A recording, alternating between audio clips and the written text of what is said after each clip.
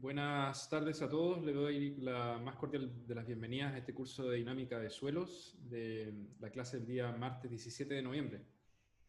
Vamos a retomar hoy día el tema de clasificación sísmica de sitio, que en el caso chileno se basa principalmente en la norma chilena de diseño sísmico de edificios que se denomina norma 433 o norma chilena 433. Esta norma chilena hace uso del parámetro BSUS-30 como el parámetro más importante para poder clasificar los distintos sitios, y es una modificación que se hizo a partir del año 2011 con el Decreto Supremo 61. Y lo que vimos en las clases anteriores es de qué se trata este parámetro, cómo se puede clasificar en función de él, en qué repercute la selección de la clasificación del sitio en base a este parámetro, entendiendo que hay suelos de tipo A hasta el suelo tipo F, cómo repercute eso en los espectros de diseño. Y la clase anterior quedamos o dejamos más bien la discusión en algunas de las limitaciones de este parámetro para poder utilizarlo como único predictor del comportamiento sísmico, ¿no? O más bien cuáles son las limitaciones que tiene como el parámetro, como un parámetro único de estimación de efectos locales de amplificación. Entonces aquí aparece listado al menos 4 características importantes.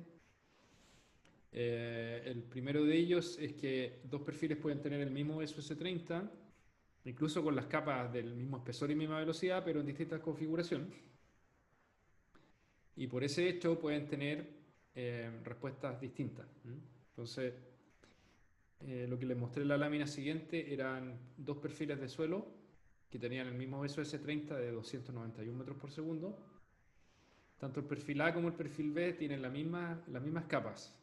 Una capa de baja velocidad de 150 metros por segundo, una capa más rígida de 550 y una base de 700 metros por segundo. Entonces lo que muestro en esta lámina son las funciones de amplificación, que se las expliqué bastante en términos bastante simples, ¿no? Que es, de alguna manera, cómo amplifica en superficie de un depósito de suelo, eso que se denomina S en el dibujo, con respecto ya sea a la base del depósito mismo, que es la letra B, o con respecto a un afloramiento rocoso que se denomina A en el dibujo. Este análisis se hace para ondas de corte de distintas frecuencias. Entonces, cuando uno hace el análisis para esas ondas de distintas frecuencias, uno obtiene estas funciones que están ahí en color rojo y azul para cada uno de los perfiles.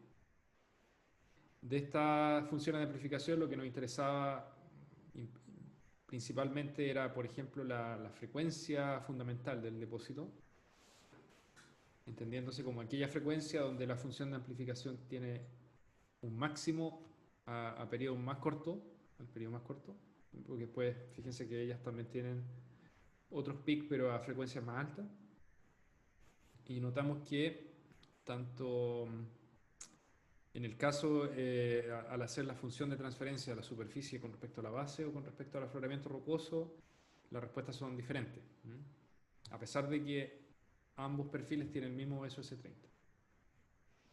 Después dijimos que el BSOC30 no considera la parte más profunda de los depósitos de suelo, ¿no? Aquí, al menos en este ejemplo, aparecen los dos perfiles tienen la misma capa inferior de 50 metros, correspondiente a un material de 700 metros por segundo. Yo podría a lo mejor tener dos perfiles, eso a lo mejor sería un ejercicio interesante. Dos perfiles con la misma configuración superficial de capas, es decir, como el perfil A, por ejemplo, donde hay 10 metros de material de 150 metros por segundo, después 20 metros de 550, y más abajo podría tener distintas capas con espesores, no sé, en vez de 50 metros, por tener 100 metros, ¿no? De espesor, de a lo mejor la misma velocidad o velocidad distinta. Resulta que cuando uno hace el análisis de la función de transferencia o la función de amplificación de ese depósito, también va a encontrar diferencias, ¿ya? Por lo tanto, también va a encontrar diferencias en sus frecuencias fundamentales de vibración. Entonces, el BSOS-30 tampoco se hace cargo de esa característica de los depósitos, que finalmente repercuten en cómo amplifica en la superficie. Después está este tema de que eventualmente el BSOS-30 podría incorporar estratos de roca en el cálculo, si es que la roca está a una profundidad menor a 30 metros. Y por último, que el impacto de las capas de alta o baja velocidad, por delgadas que sean, digamos, entendiendo delgado, por ejemplo, cosas del orden de 5 metros de espesor, que a lo mejor en términos de BSOS-30 no repercuten tan fuertemente como sí en el comportamiento del sitio, ¿no? Porque, claro, el BSOS-30 de alguna manera también responde a una medida unidimensional de propagación de onda. Pero pueden haber efectos de otra índole que generan más amplificación u otras frecuencias, otras funciones de transferencia. O sea, esas son algunas de las limitaciones de este parámetro. Esto no sé si lo alcanza a mostrar la clase pasada. Lo que se muestra acá son perfiles de velocidad medidos en suelos finos del norte de Santiago, que son los que están en café, los conos de eyección que están en amarillo, y hay un perfil de ignimbrita que está en rosa, o en no sé qué color es, sí, rosa puede ser. Y nada más para mostrarles cuáles son los BSOS-30 de estos materiales. A pesar de que existe gran dispersión a partir de los 30 metros hacia abajo, estos son perfiles que se muestran hasta 250, 300 metros, basado en las curvas de dispersión que están a la derecha. No es necesario que entiendan al detalle lo que es una curva de dispersión, ¿ya? Pero más adelante, cuando veamos métodos de ondas superficiales, les voy a explicar que la curva de dispersión es lo que uno mide en terreno y lo que después trata de utilizar como una característica que permite obtener perfiles de velocidad en profundidad, ¿ya? Entonces, con los métodos geofísicos uno tiene la curva de dispersión, que después de un proceso de inversión lo transforma en un perfil de velocidad como el que está a la izquierda. Entonces, utilizando esas curvas de dispersión que están a la derecha, son los perfiles que están en la izquierda. Y ahí básicamente lo que quiero mostrar es el orden de las velocidades de onda de los primeros 30 metros que se obtienen para los perfiles de los finos del norte al menos, donde aparecen un BSOS-30 promedio de 290 metros por segundo más una desviación estándar de más o menos 30, para que tengan una noción de cuánto podría ser ese valor en la ciudad, digamos, donde estamos viviendo nosotros. Los conos de eyección tienen velocidades más altas, en promedio 410 metros por segundo, más o menos 70, igual la dispersión es más grande, producto de que esos depósitos son menos homogéneos. Estos depósitos están más cerca de la cordillera, entonces están sometidos a procesos geológicos de energía variable, que a veces depositan materiales de distinto tipo, ya sea grava o materiales más finos, en secuencia, digamos, que no son tan ordenadas, diría yo, como los finos del norte, ¿ya? Y el perfil de igniprita, el único que aparece ahí, digamos, tiene la misma velocidad que los conos de eyección, 410 metros por segundo. Ahora si nos vamos a la grava de Santiago, que es todo lo que está en color verde ahí. La grava es un poquito más, es más rígida, ¿cierto? Tiene un BSOS-30, de acuerdo a esto, digamos, de 475 más o menos 80 metros por segundo.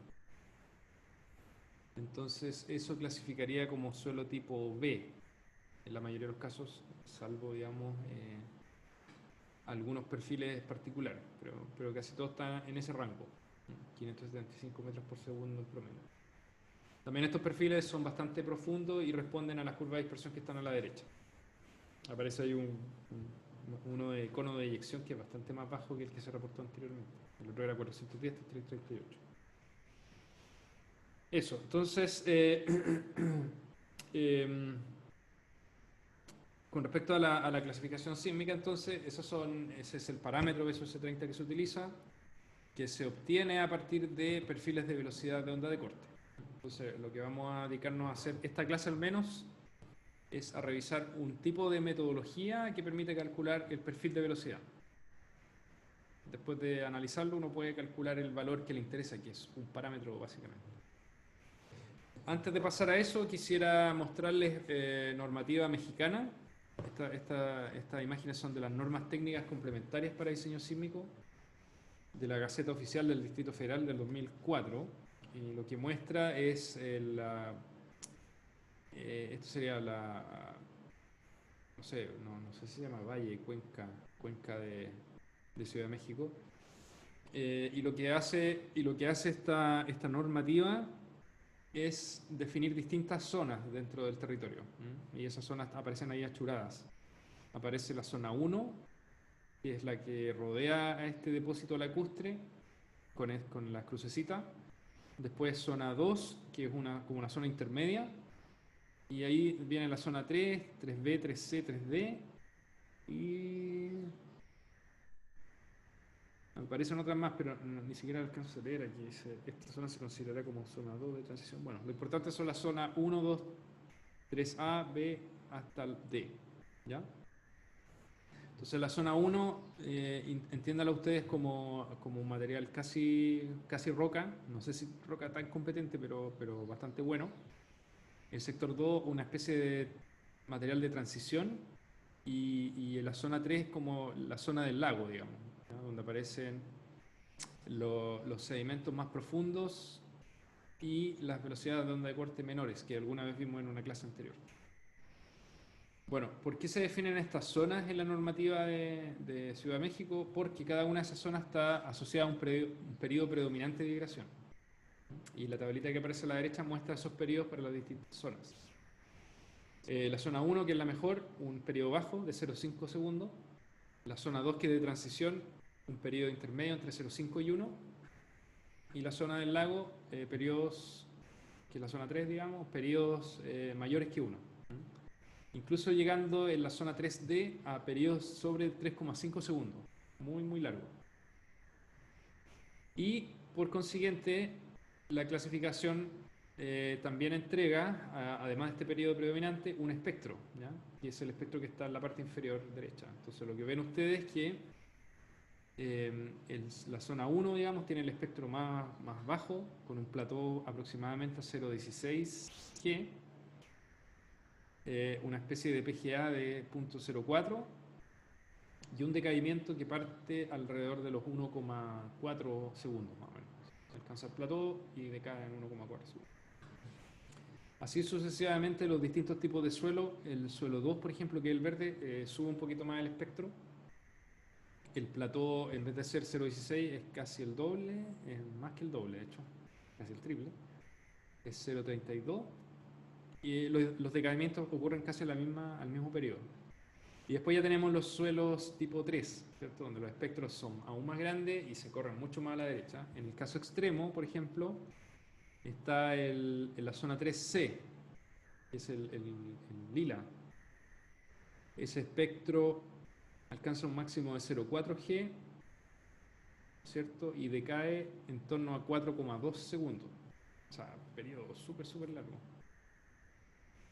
Y curiosamente el espectro de la zona 3D comparte más o menos la misma frecuencia, los mismos periodos, pero es más bajo. Porque supuestamente me imagino la lógica es que dado que el suelo es tan flexible, digamos, ocurre mucha disipación de energía, por lo tanto la amplificación es también baja. Entonces esto sube, suelo 1, 2, 3A, 3B y después baja, 3C, 3D. Por estos efectos no lineales. Entonces, en esta normativa lo interesante es que para poder encontrar esos espectros no se usa el beso S30.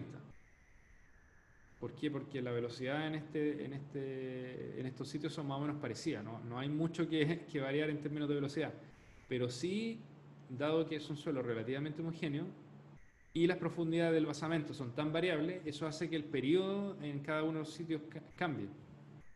Por lo tanto, se utiliza el periodo de vibración como una variable de clasificación sísmica, que es la cual define el espectro. ¿Ya? ¿Cómo llegan a definir estas zonas? Porque se hicieron muchos estudios de microzonificación, es decir, se hicieron campañas de medición, se midió en muchos puntos ahí el periodo y finalmente se interpolan estas zonas y se pueden encontrar eh, y se pueden definir en base a esos resultados, a esos resultados de medición. ¿Ya?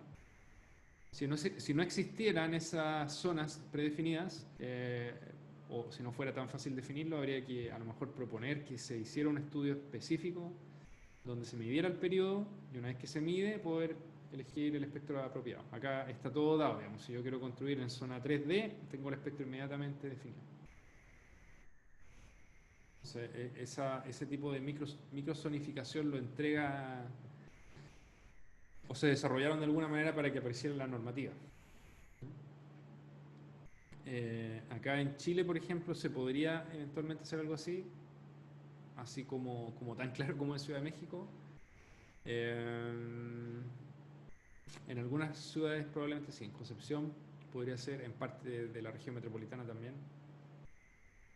¿Ya? Se podría quizá zonificar. ¿Estamos en condiciones de zonificar hoy en día algunos sectores? Probablemente los mismos que les mencioné, sí, podrían estar en condiciones de hacer alguna aproximación de ese tipo. Bueno, aquí están las zonas que les mencionaba, solo que están descritas. ¿Ya?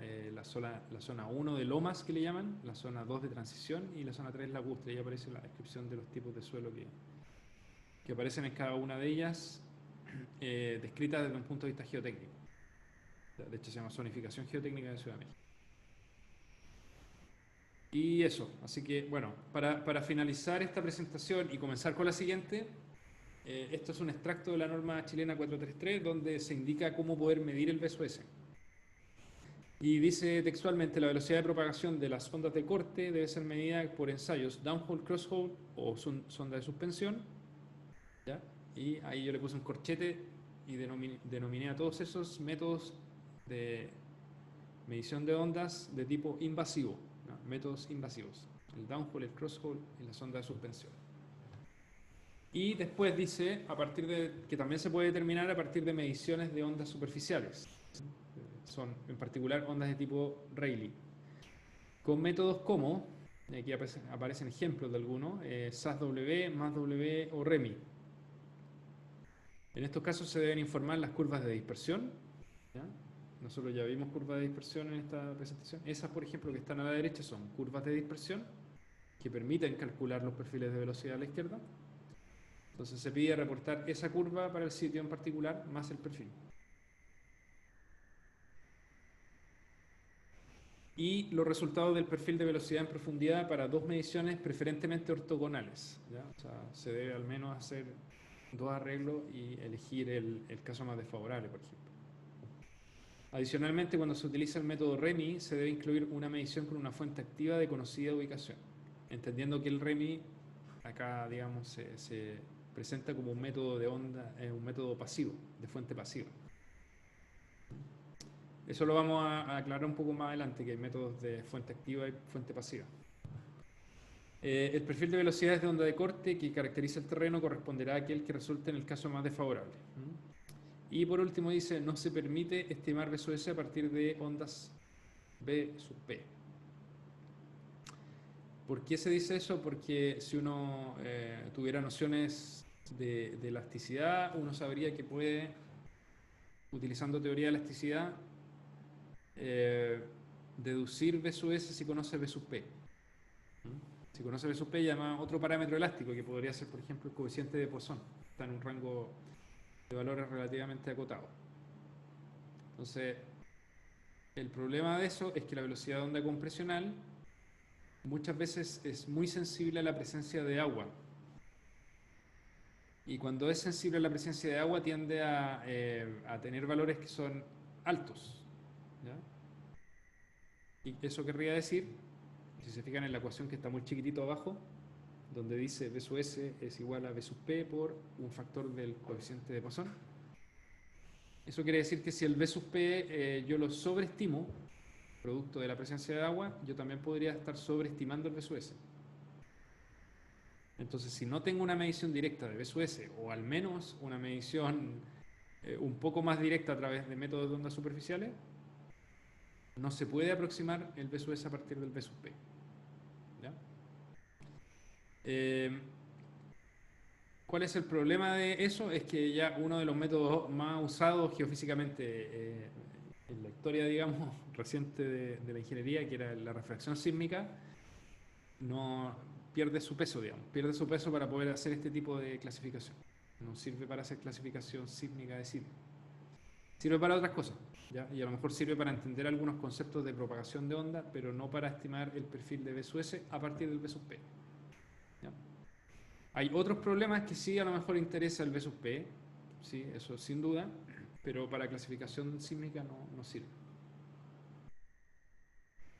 Entonces lo importante de esta lámina es tener claro todos esos conceptos que aparecen en rojo, ¿no? Entonces aparecen los métodos de onda de tipo Rayleigh, se nombran algunos, la curva de dispersión y esta última condición. Entonces lo que vamos a ir viendo en esta clase son, quizás no vamos a llegar a esa parte en rojo, pero sí vamos a empezar con método invasivo.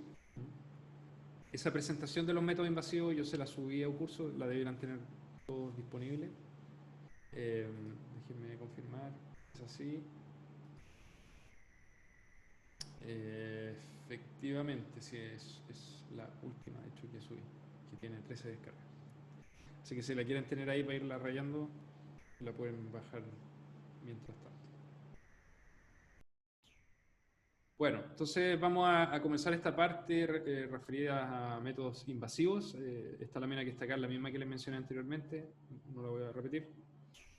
Y aquí aparecen algunos métodos geofísicos, se llaman, o métodos que usan ondas sísmicas, ¿no? Porque hay métodos geofísicos que utilizan otro tipo de ondas, por ejemplo, o otro tipo de mediciones de resistividad eléctrica, incluso, no son ondas, pues son, ¿cómo se llama? Potenciales que generan corrientes, ¿no? En este caso, estos son métodos geofísicos, pero de índole sísmica. Y aparecen aquí algunos que son refracción sísmica, reflexión sísmica, downhole, crosshole, y también están acá métodos de ondas superficiales. Entonces lo que nos vamos a referir hoy día son, yo diría los tres, refracción, downhole y crosshole. Y igual quiero repasar refracción, porque hay algunos conceptos interesantes ahí que se repiten y se usan nuevamente en el método más W. ¿Ya? Así que igual me voy a detener un poco a explicar en qué consiste, cómo se hacen las mediciones, cómo se interpretan y cómo se diferencia ese método de refracción, que es un método de ondas de cuerpo, con los métodos de ondas superficiales. O sea, para poder entender las ondas superficiales, uno debería pasar primero por las ondas de cuerpo para saber de qué se trata. Así que, primero, la separación entre los tipos de ondas sísmicas que pueden existir. Hay más que estas, pero estas son las que se utilizan en la mayoría de los métodos. Primero están las ondas de cuerpo, o la onda P y la onda S, la onda P de primaria, la onda S de secundaria. Y la principal diferencia entre ambos tipos de onda es el movimiento de partícula del medio que experimenta el medio a medida que la onda se propaga a través de él. Cuando yo hablo de medio, en el caso de ondas de cuerpo, estoy hablando de un medio teóricamente infinito, que no tiene bordes. Entonces, imagínense que es una onda que se propaga al interior de la Tierra, por ejemplo. Puede ser una onda que se propaga desde una ruptura de un terremoto y se propaga a través de la corteza, a lo mejor, hasta la superficie del terreno. Esas son ondas de cuerpo. Y dependiendo de cómo sea el movimiento de partícula en relación a la dirección de propagación de la onda, es que se definen estas dos ondas. La onda P, por un lado, es aquella en la que el movimiento de partícula es en la misma dirección que la dirección de propagación. Entonces, si se mueve hacia la derecha, como en este dibujo, se producen compresiones y dilataciones en el medio a medida que esta onda se propaga, ¿no? Una especie de acordeón así que se va moviendo.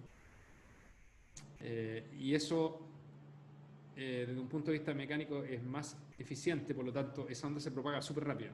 Por eso que se llama onda primaria, porque llega primero. Es más veloz que la onda S. En cambio, la onda S, si la dirección de propagación es hacia la derecha, el movimiento de partículas es perpendicular a esa dirección de movimiento. Por eso se forman como esa ondulita. Esto, nuevamente, imagínenselo ustedes que está ocurriendo en un medio continuo, ¿no? no hay superficies. Eso parece que fuera la superficie de un terreno, pero en realidad no lo es. Es un medio que es una zona por donde se propaga la onda que está embebida dentro de un medio continuo. ¿Ya? Entonces, si la onda compresional es una especie de acordeón, esta otra es como una especie de culebra así que se propaga. Entonces, eso es menos efectivo, menos eficiente. Por lo tanto, si yo midiera la velocidad de propagación de esa onda, la velocidad es menor que en el caso de la onda P. Después tenemos las ondas superficiales que se generan cuando alguna de estas ondas o combinación de esta onda, ya sea por los ángulos de incidencia en la superficie o a través de, bueno, sí, básicamente ángulo y el tipo de onda, naturalmente, generan ondas que se propagan en la superficie del terreno. ¿Ya? Y aquí, por ejemplo, si ustedes miran la onda Love, si tiene una dirección de propagación hacia la derecha o de izquierda a derecha, el movimiento de partícula es perpendicular a esa dirección, pero entrando y saliendo de la lámina en este caso. ¿No? Entonces, imagínensela como una onda S, pero una onda S que llega a la superficie y se propaga así. Entonces piensen como en una onda Love, una especie de onda S, pero que se encontró con la superficie. Y ahora no se propaga por un medio continuo infinito, sino que se propaga a través del suelo, por un lado, o de la roca, lo que sea, el material geológico que haya, y hay una porción que no tiene cómo transmitirse porque es el ambiente, el aire, ¿cierto? Que no transmite ese tipo de onda. Deme un segundito. Después tenemos otro tipo de onda que es el que se mencionaba en la norma, de hecho, que son las ondas de tipo Rayleigh, ¿ya? Y las ondas de tipo Rayleigh eh, puede pensarlo así como ondas compresionales que llegan a la superficie pero con un cierto ángulo inclinado. También debe ser la combinación de algún tipo de onda S quizá. Pero la cuestión es que cuando uno las ve en superficie, estas son como una especie de ondas que se forman, que tienen una fuerte componente vertical. Y en su modo fundamental de propagación tienen un movimiento retrógrado, es decir, ahí ustedes ven la velocidad de propagación hacia la derecha. Lo vamos a agrandar un poquito. Y ustedes ven ahí una especie de movimiento que va en contra de las manecillas del reloj. ¿Mm? Entonces, si bien se mueve hacia la derecha, el movimiento es como retrógrado, ¿no? Es como si yo fuera en bicicleta hacia la derecha, las ruedas se moverían así, ¿no? En dirección horaria. Sin embargo, la onda Rayleigh tiene un movimiento de partícula que es al revés. Se mueve hacia allá y, y el movimiento de partícula es al revés de lo que sería una bicicleta. Eso en su modo fundamental. ¿Ya? Entonces, los métodos invasivos en general hacen uso de ondas de cuerpo que se propagan a través del medio de tipo compresional o de tipo secundario o de corte, ¿cierto? Mientras que los métodos de ondas superficiales hacen uso naturalmente de las ondas, ya sea Love o Rayleigh. Lo que nosotros vamos a ver en el curso son eh, ondas de cuerpo, vamos a ver el método de refracción que utiliza ondas P, que ustedes ya saben nos sirve para determinar velocidad de onda de corte. Y vamos a ver métodos invasivos de downhole crosshole que utilizan onda S. Por otro lado, vamos a ver métodos de ondas superficiales que utilizan ondas Rayleigh. ¿Ya? Ondas Love no vemos en este curso. Pero sí hay gente que la utiliza para encontrar, digamos, cosas muy parecidas o perfiles de velocidad. ¿Ya? No sé si les queda clara la diferencia entre las ondas, si tienen dudas hasta acá. Esto lo deben haber visto 200 veces, así que vamos a avanzar un poco. Bueno, como les comentaba, vamos a ver reflexión sísmica, dado que es como una especie de abuelo de los métodos de propagación de ondas superficiales, a mi modo de ver. Y el método consiste básicamente en, como ustedes ven ahí en esta lámina, que es un extracto de la norma americana para realizar este ensayo, la STM D5777, se tiene que hacer o conformar un arreglo de sensores o de geófonos que van enterrados cada uno a cierta distancia entre sí, ¿ya? Que son esos que parecen honguitos que están así dispuestos. Entonces, además de disponer esos sensores en una cierta línea, tiene que haber una fuente. Y la fuente en este caso lo entrega ese martillo que tiene esta persona en la mano, que lo golpea contra una placa que está en el suelo, o eventualmente podrían ser explosivos, que se detonan para poder generar las ondas que se van a medir en los geófonos que están a lo largo del tendido. Naturalmente, para que este sistema funcione, todos esos geófonos tienen que estar conectados a través de un cable a un sismógrafo. Entonces, el experimento consiste en que en el momento en que la persona genera la fuente o pega el martillazo o hace explotar, digamos, lo que sea, en ese momento el sismógrafo recibe una señal, ¿ya? Recibe un gatillo que se llama, o un trigger. Y ese trigger, el sismógrafo reconoce inmediatamente que a partir de ese momento tiene que empezar a grabar. Porque a partir de ese momento es que se generan las ondas que se van a propagar y se van a medir en los geófonos. Entonces, si yo estoy generando ondas desde la derecha con cualquiera de estas metodologías, lo que va a pasar es que las ondas se van a propagar hacia la izquierda. Y van a haber ondas directas que van a llegar a los geófonos y que los geófonos en algún minuto, después de que parte la medición gatillada por este sistema que les mencionaba, van a empezar a grabar. Entonces el sensor que está más cerca de la fuente va a registrar un movimiento a los pocos milisegundos de haber activado la fuente. El sensor que está más lejos va a recibir un poquito después la onda y así sucesivamente. Mientras más lejos, más van a demorar los sensores en sentir las ondas que se propagan desde la fuente. Todo eso queda registrado en el sismógrafo, quedan ahí como una especie de trazas, como registros de velocidad en este caso, ¿ya? Y el ensayo básicamente lo que hace es interpretar esas trazas para poder determinar cuál sería el perfil de velocidades en profundidad más apropiado que justifique lo que se midió, que justifique la llegada de las ondas a cierto tiempo después de haber sido gatillado la fuente sísmica. Entonces, la salvedad que hay que hacer en ese caso es que hay ondas que se propagan en forma directa, que viajan cerca de la superficie, y hay ondas que se reflejan en la parte inferior del estrato que yo estoy analizando. Aquí el caso es súper extremo, el que se muestra en la figura. Hay un suelo en la parte superior y hay un bedrock o una roca en la parte inferior. Entonces, naturalmente, el medio que va a ser refractor o reflector más bien, ¿ya? Hace una especie de espejo para las ondas, va a ser el basamento rocoso. Entonces las ondas se van a propagar a través del medio y van a llegar en algún minuto a reflejarse en la roca y van a esa reflexión o rebote, digamos, va a hacer que salgan nuevamente a la superficie. El hecho de que se produzca esa reflexión de ondas sísmicas es lo que le da, se reflejan y se refractan.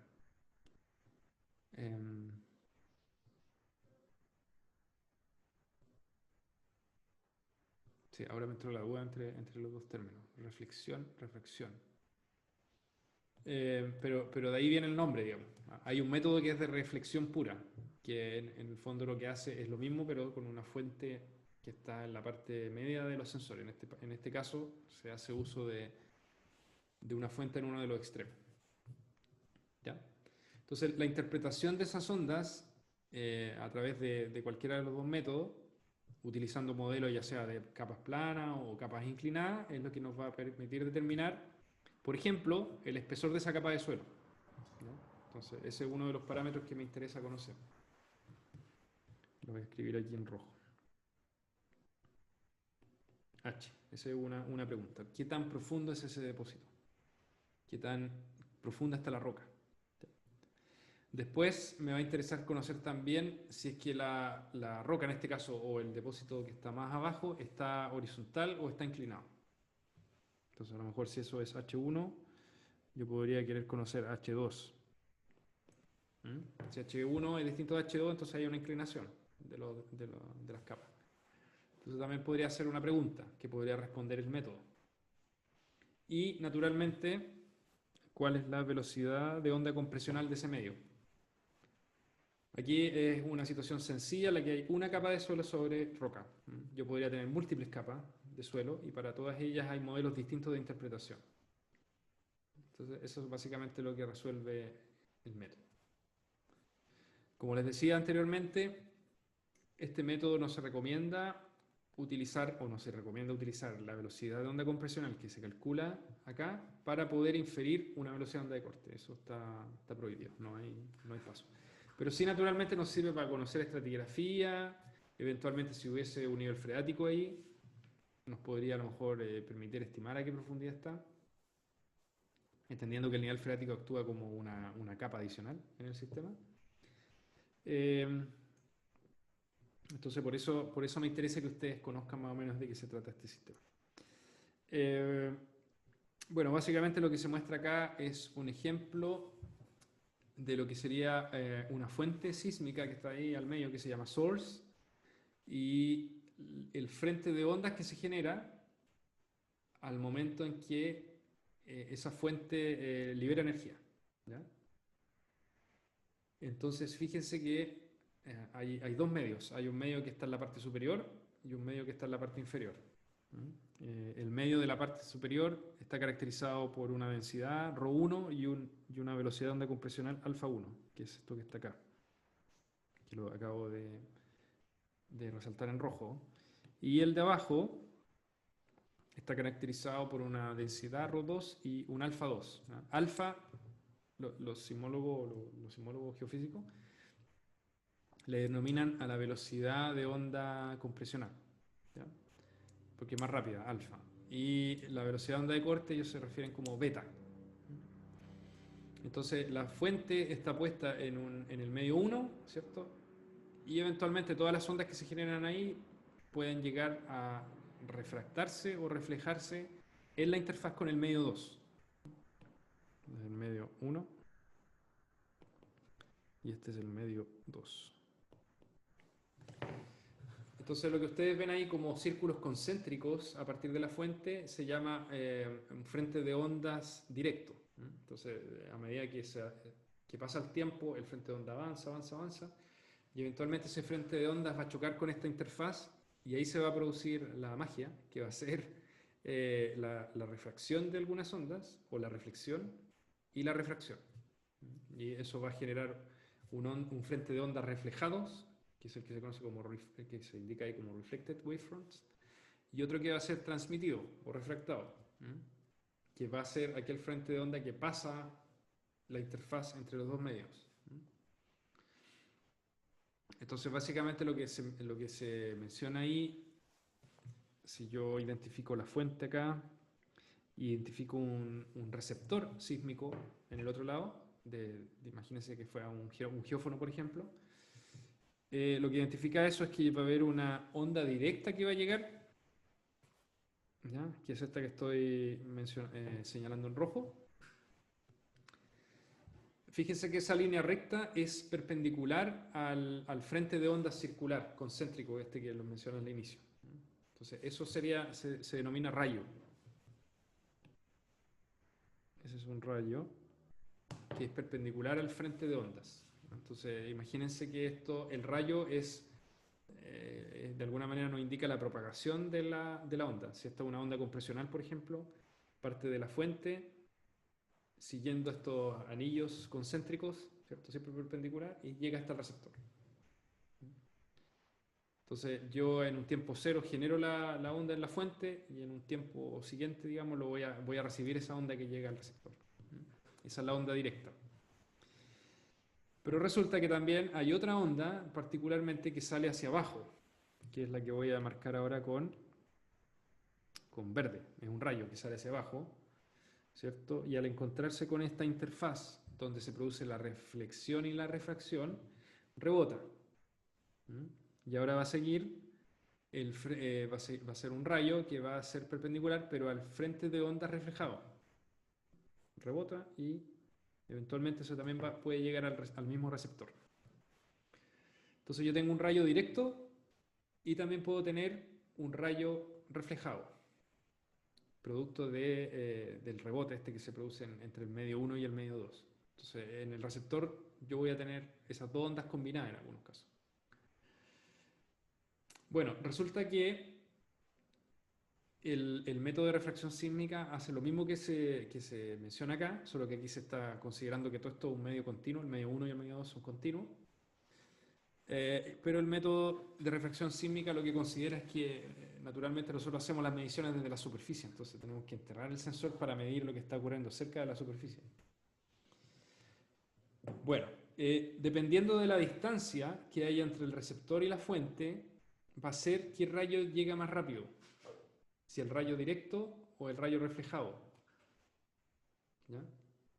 En este caso, por geometría, digamos, parece ser que el rayo directo siempre es más rápido que el rayo reflejado, que genera una especie de triángulo, ¿no? Baja, rebota y llega.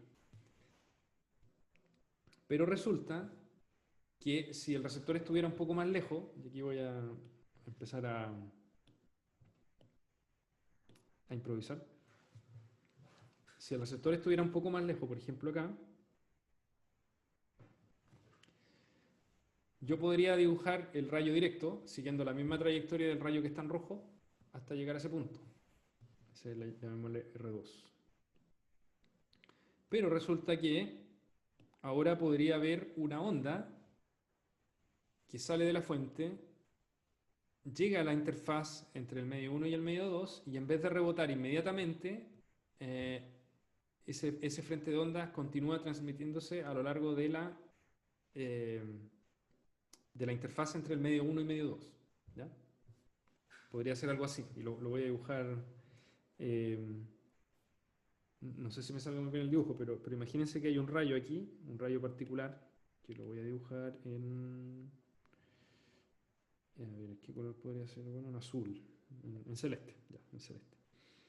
Entonces imagínense que aquí ese rayo en particular, con esa inclinación en particular, es una inclinación súper particular, sale de la fuente, llega hasta la interfaz y ahí en vez de rebotar y salir reflejado hacia arriba, se produce el ángulo crítico con el cual alcanza esa superficie le basta para seguir a lo largo de digamos, de esa interfaz. O sea, se va a propagar por acá. Lo voy a agrandar para que se vea mejor. ¿Ya? Entonces, de nuevo, sale de acá, cae con un cierto ángulo que se sigue propagando por esta interfaz. Y el hecho de que se propague como un rayo en esa interfaz quiere decir que va generando frentes de onda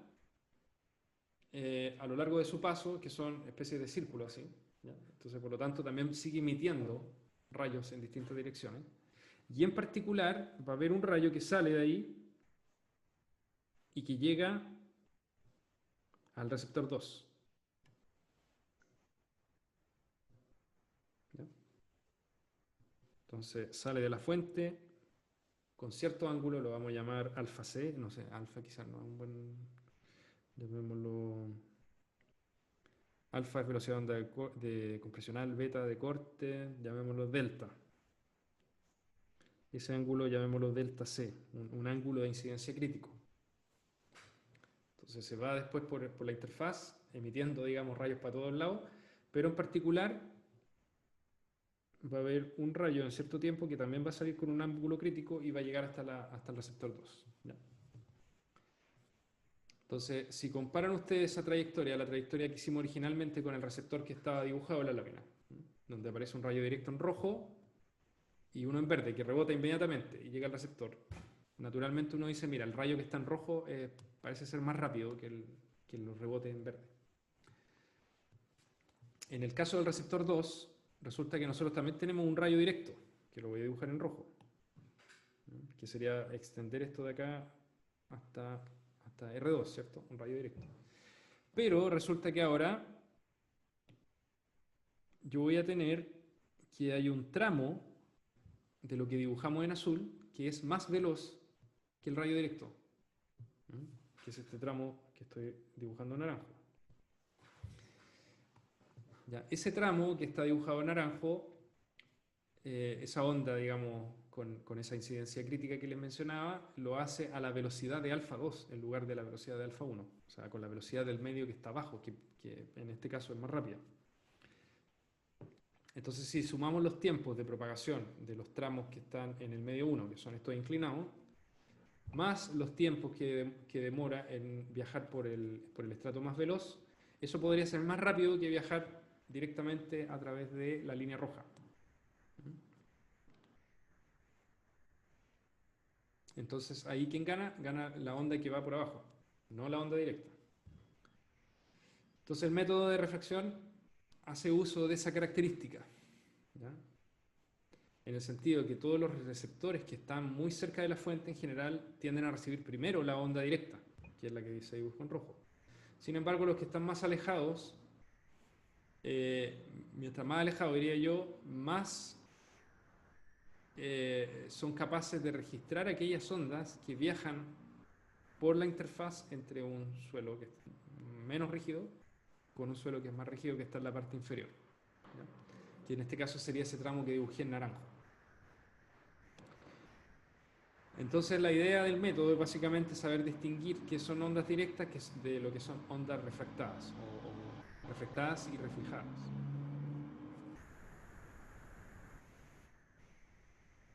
Eso mismo que le expliqué yo, aquí está mucho mejor explicado, ¿cierto? Donde está el shot, ahí donde está la fuente.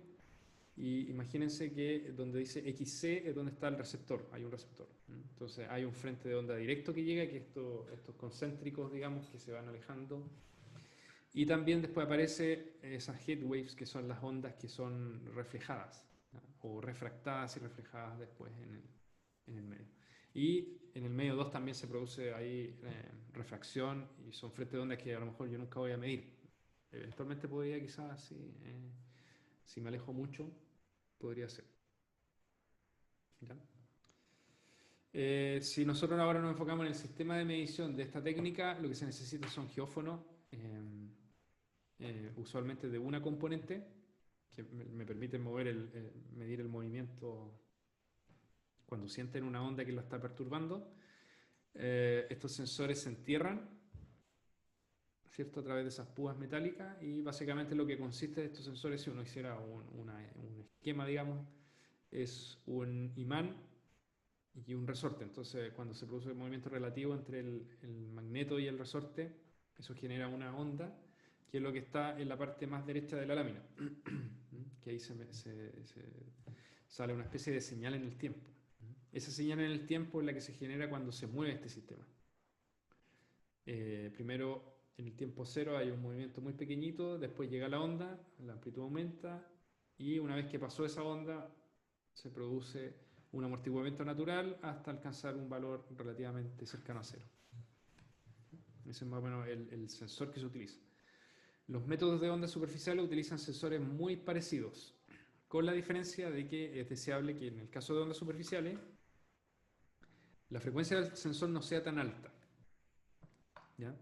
Los sensores que se utilizan para refracción, lo único que les interesa es ser robustos, resistentes, casi que los pueda someter a explosiones, por lo cual son súper duros, rígidos, tienen frecuencias de vibración muy altas. Y por el hecho de tener frecuencias muy altas de vibración, no siempre son sensibles a ondas superficiales que tienen frecuencias más bajas de propagación, ¿ya?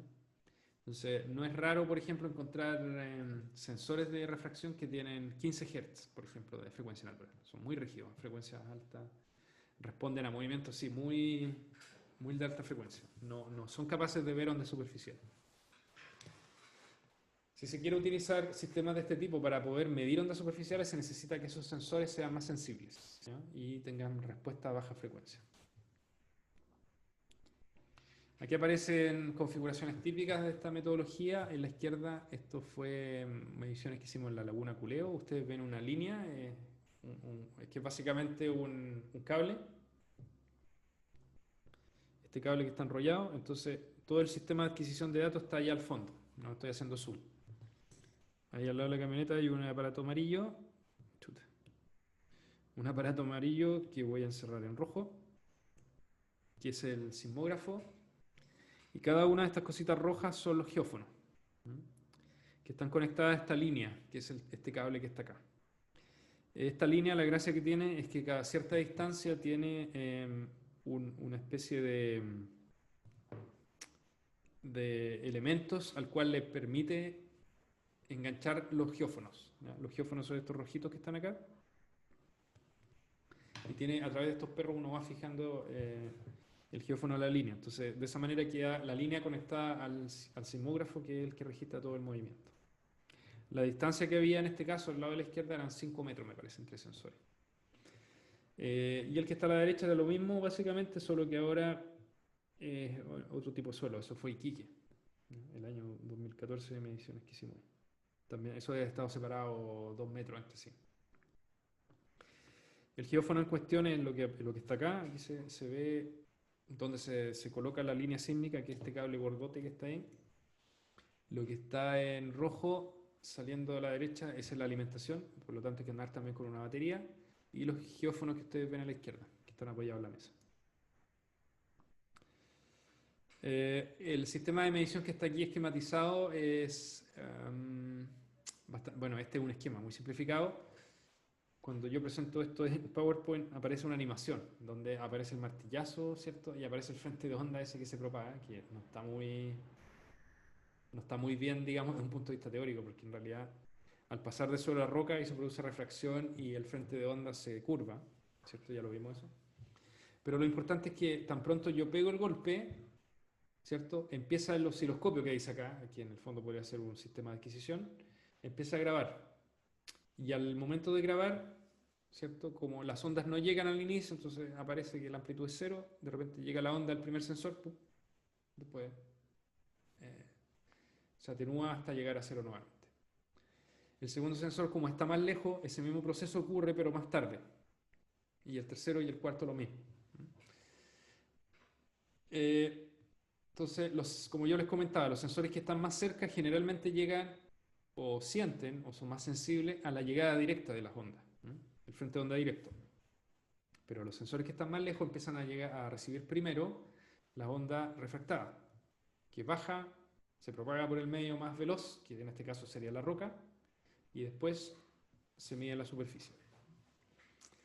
Pero en cualquier caso lo que se obtiene es esta secuencia de señales donde aparece en casi todas ellas, digamos, algo así como una llegada de ondas, ya sean directas o reflejadas. Lo que aparece aquí son datos más reales de lo que uno ve, digamos, en el sistema cuando uno pone los sensores. Aquí, para que se hagan una idea, esa escala tiene largo 50 metros, para que tengan una referencia escalar. Y cada una de esas representa una onda del sensor que está ubicada, es donde están ubicados a 2 metros quizás de distancia entre sí, hay 2, 4 metros quizás. El tiempo ahí ahora es el 0 en la parte superior y el tiempo aumenta hacia abajo. Todo está en milisegundos. 100 milisegundos hasta 500 milisegundos. Entonces, si la fuente en este caso está a la izquierda. La fuente está acá. El tiempo está para abajo y la distancia entre cada uno de los sensores aquí debe ser aproximadamente 2 metros. Hay que contar allá, no me acuerdo la verdad. 2 metros. Entonces lo que ocurre, fíjense que todos los sensores que están cerca de la fuente van a recibir la onda primero, naturalmente. Los que están al lado también. Y fíjense que de repente hay una especie de quiebre en la llegada de las ondas, que ocurre más o menos como acá. ¿Ya? Allí hay un quiebre, aquí hay otro quiebre. Quiebre me refiero a que si ustedes trazan una línea, como en el caso de la línea roja, que es junta, o es un lugar geométrico que indica dónde se está recibiendo la onda. Entonces, si ustedes siguen esos puntos, dado que el delta X o la separación entre estaciones es más o menos la misma, entonces uno puede trazar una línea recta y eso le indica de alguna manera que está recibiendo una onda directa. Después, si se fija en la línea roja, ahí se produce una especie de quiebre, y eso es porque probablemente se está detectando otro estrato más rígido, abajo del primer estrato más superficial. Y en ese caso las ondas más rápidas son las refractadas. Y después hay otro quiebre más, que probablemente eso ya sea un estrato aún más rígido, porque el quiebre es bastante más pronunciado, y empiezan a llegar ondas mucho más rápido que la onda directa. Bueno, aquí también se muestran datos de reflexión. Yo no lo sé interpretar mucho. La refracción siempre trabaja con la primera llegada de las ondas. Entonces ahí simplemente lo que hay que hacer para poder interpretar esto es picar la onda, ¿no? Entonces, si nos vamos a esta de acá, por ejemplo, que no se ve muy bien, un poquito borroso, fíjense que aquí, si esto lo marco en azul, ustedes ven que la amplitud es 0, 0, 0, 0 y de repente llega la onda y ¡pum! ¿Sí? Entonces lo que me interesa a mí es esta llegada, este valor que voy a marcar con rojo, esta llegada.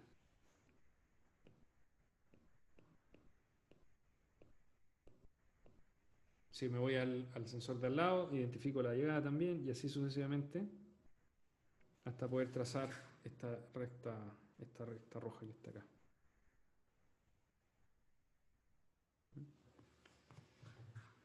Todo eso que acabo de explicar es con una onda refractada.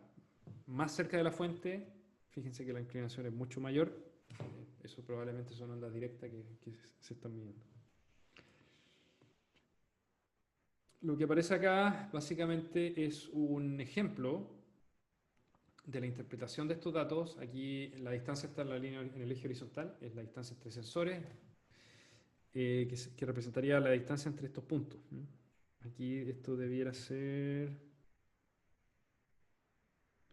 como 3 metros. 3 metros de distancia entre sensores. El tiempo parte en cero abajo y aumenta hacia arriba. Entonces imagínense que cada una de esos puntitos que están ahí, yo tendría una señal que marca 0 y donde está el punto rojo, ahí recibe la señal. Algo así como lo que dibujé acá. El punto siguiente lo mismo. 0, se graba la señal. Entonces en el fondo todos estos puntitos es un resumen de donde yo piqué la onda de cada uno de los canales de los geófonos, de cada uno de los geófonos. Y básicamente todas esas rectas son las mismas que dibujé anteriormente, que unían todas estas llegadas de onda. Y lo que muestra básicamente es cómo interpretar datos cuando yo tengo un modelo súper fácil de una capa de suelo perfectamente horizontal sobre una roca. Entonces sería un modelito así, donde esto es suelo y esto es roca. Fíjense que, como les mencionaba, aquí hay un quiebre, se produce un quiebre. Entonces, teóricamente ese quiebre, si yo detecto la distancia horizontal a la cual se produce, que en este caso son 15 metros, yo con ese dato podría encontrar la profundidad de la roca. ¿Ya? Ese es un dato. El otro dato es que yo a partir de las pendientes de esas líneas rectas puedo calcular las velocidades de onda compresional. Entonces, se fijan en la primera recta, que está más cerca del origen, eso tiene un 1 a un lado y en el otro lado dice BP1 igual 1350 metros por segundo. Eso quiere decir que la velocidad del medio, que en este caso es suelo, sería 1350 metros por segundo. Y la inclinación de la otra recta, que es donde empiezan a llegar ahora las ondas refractadas, es 4880. ¿Ya? Entonces nuestro modelito sería así: suelo 1350, roca 4880. Y donde se produce el quiebre, que es a una distancia horizontal de 15 metros, si yo ese valor lo reemplazo en la ecuación de arriba, que no la voy a demostrar, y reemplazo el B sub P2 y el B sub P1, me va a dar que el ZC es 5,65 metros. Es decir, esa capa de suelo tiene 5,65 metros.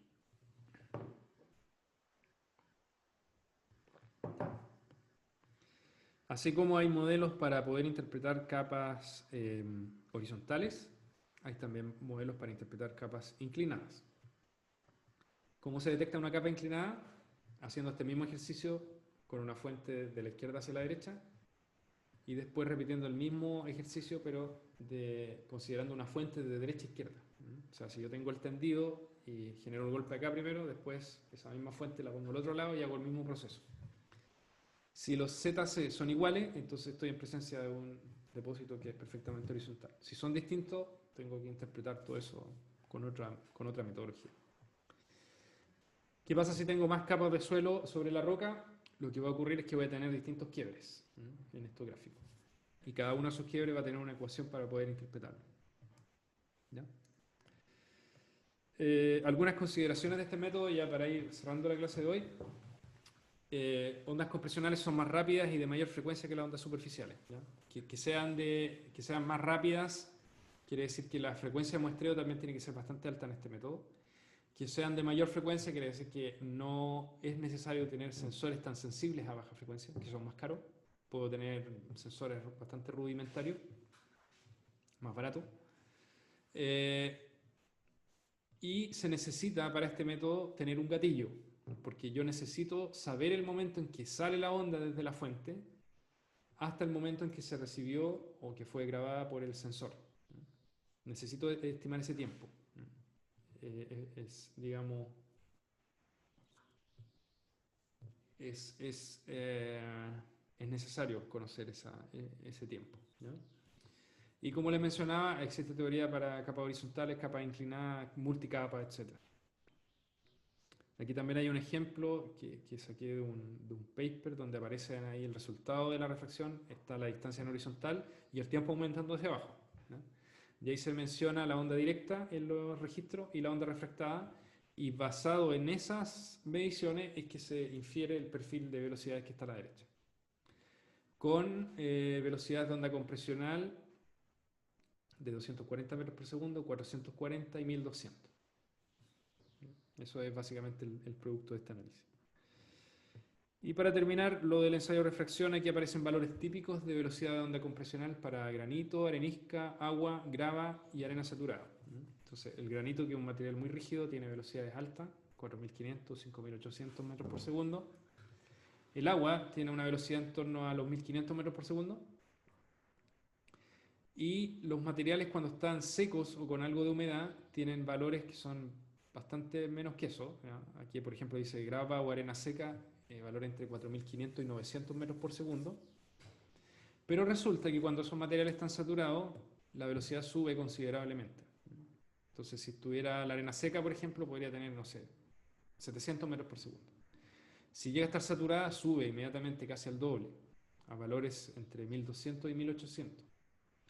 ¿Por qué se produce ese salto tan grande cuando los materiales están saturados?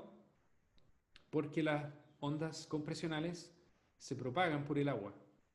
Entonces, si todo está saturado, para la onda es mucho más fácil propagarse a través del agua, que tiene una alta velocidad de onda compresional, en torno a 1500. Entonces, el problema de esta metodología es que el V sub P, por ser muy sensible a la presencia de agua, no permite discernir cuál es la velocidad del medio granular, sino que el método entrega como resultado algo más parecido a lo que sería la velocidad del agua, que no nos sirve eh, como metodología de clasificación sísmica.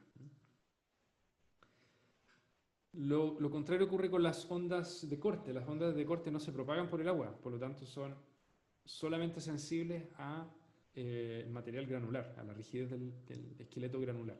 Entonces, por lo mismo no se recomienda utilizar correlaciones o digamos, expresiones elásticas como la que aparece a la derecha, donde se relaciona el V sub S con el V sub P, porque la presencia de agua puede que estas relaciones sean absolutamente inválidas, ¿ya? En el caso de rocas sí podría ocuparse si son rocas que no van a tener agua en su interior. O en suelo seco, podría ser, ¿ya? Pero también ahí demostrar que están secos también podría ser complejo. Entonces se recomienda usar refracción solo en materiales secos para encontrar cambios fuertes de rigidez, ¿cierto? Interpretando cambios cuando pasa de un medio menos rígido a uno más rígido. Y también podría eventualmente utilizarse para detectar el nivel freático en lugares donde yo sé que hay agua y que existe este contraste tan fuerte cuando los materiales están o no saturados, ¿ya? Eso, no sé si les quedan dudas con respecto a esta metodología. Me parece pertinente siempre revisarla porque esta metodología utiliza ondas compresionales, que son ondas de cuerpo, tienen características de medición aparentemente similares a las ondas superficiales, pero difieren en algunos aspectos fundamentales que les voy a explicar más adelante. De hecho, los métodos de ondas superficiales como, surgen del desecho del método de refracción. El método de reflexión lo único que le preocupa es detectar la llegada de las ondas. Y resulta que en algunos casos es bien difícil detectar esas ondas porque tienen amplitud muy pequeñita. Y lo que recibían principalmente cuando ejecutaban estos métodos era un montón de ondas superficiales, que toda la gente las descartaba, decía, no, las ondas superficiales es muy difícil de interpretar, no las voy a usar. Pero resulta que en algún minuto se dieron cuenta de que las ondas superficiales también tenían mucha más información y era más fácil de capturar con esta metodología y empezaron a desarrollar la teoría para poder interpretarla. Entonces, en realidad, se podría decir de alguna manera que los métodos de ondas superficiales surgen como una mejora o el aprovechamiento de información que tenían los ensayos de refracción que antes no se aprovechaban. ¿Ya? No sé si tienen dudas para ir cerrando la clase de hoy.